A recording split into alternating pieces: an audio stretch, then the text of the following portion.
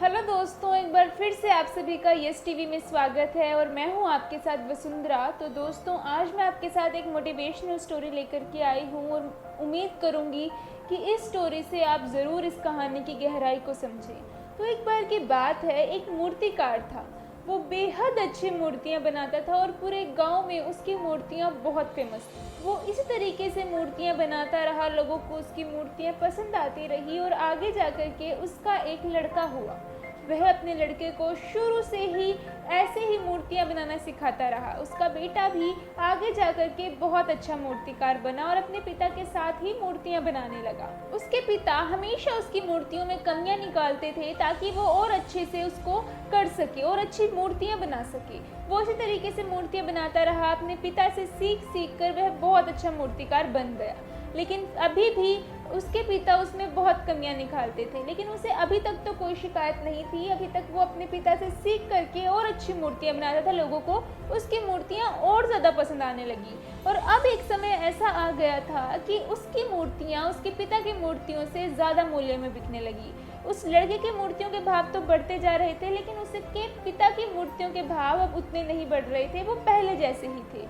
लेकिन उसके पिता अभी भी उसकी मूर्तियों में कमियां निकालते थे, जो कि अब उस लड़के को बिल्कुल पसंद नहीं था, क्योंकि वो अब यही सोचता था कि अब तो उसकी मूर्तियाँ उसके पिता की मूर्तियों से ज़्यादा भाव में बिक रही हैं। तो एक दिन उसने अपने पिता को कह ही दिया कि प्लीज़ अब आप मुझे इस तरीके से टोका मत कीजिए, मैं आपकी बदौलत नहीं कर रहा हूँ, मेरी मूर्तियाँ आपसे ज़्यादा अच्छी बन रही हैं और अब आपसे ज़्यादा अच्छे भाव में बिक रही हैं। अब आपको कोई हक नहीं है कि आप मुझे इस तरीके से टोक सके। अब तो आपकी मूर्तियाँ भी ज़्यादा भाव में नहीं बिक रही हैं, तो आप मुझे कैसे सिखा रही हैं। उसने गुस्से में आकर के इस तरह की भाषा अपने पिता के साथ कह डाली। उसके पिता को ये बात बहुत बुरी लगी, लेकिन अभी भी उसके मन में अपने बेटे के लिए प्यार था और अब उन्होंने उसको कहना या सलाह देना या कमियां निकालना बंद कर दिया था। अब उस लड़के को यही था कि वो अपनी मूर्तियाँ बहुत अच्छे से बना रहा है और इसी तरीके से धीरे धीरे करके उसकी मूर्तियों के भाव भी अब बढ़ने बंद हो गए थे। वो लड़का परेशान हो गया था कि अब मैं क्या करूं। वो परेशान होकर के अपने पिता के पास गया और उनको सारी बात बताई। उसके पिता भी बहुत ध्यान से सारी बात सुन रहे थे, मानो वो पहले ही जानते थे कि एक समय ऐसा भी आएगा। बेटे ने पूछा कि आपको पता था कि ऐसा होने वाला है?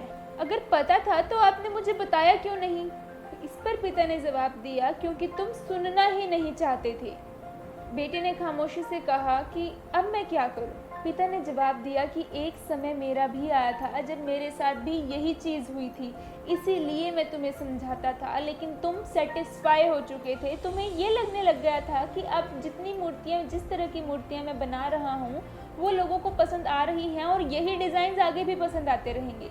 जबकि समय के साथ साथ परिवर्तन होना बेहद ज़रूरी है। हम कभी भी अगर किसी चीज़ से सेटिस्फाई हो जाते हैं तो हम उसमें आगे सुधार करना बंद कर देते हैं, हम वहीं तक सीमित रह जाते हैं, हम आगे और ज़्यादा डेवलपमेंट नहीं कर पाते हैं।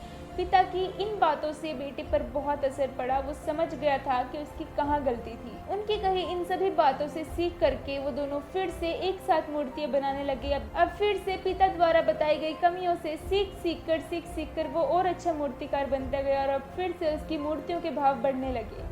तो दोस्तों, अब वो लड़का तो अपने पिता की कही बातों से सीख गया, लेकिन आप क्या सीखे ये बात हमें ज़रूर बताइए, क्योंकि ज़रूरी यही है कि आप भी इस बात को समझें कि अगर जिस दिन भी हम अपने काम से सेटिस्फाई हो जाएंगे कि हाँ अब इतना काफ़ी है, इससे ज़्यादा करने की ज़रूरत नहीं है, वहाँ हम सक्सेस की ओर नहीं बल्कि सक्सेस से डाउन जाते जाएंगे।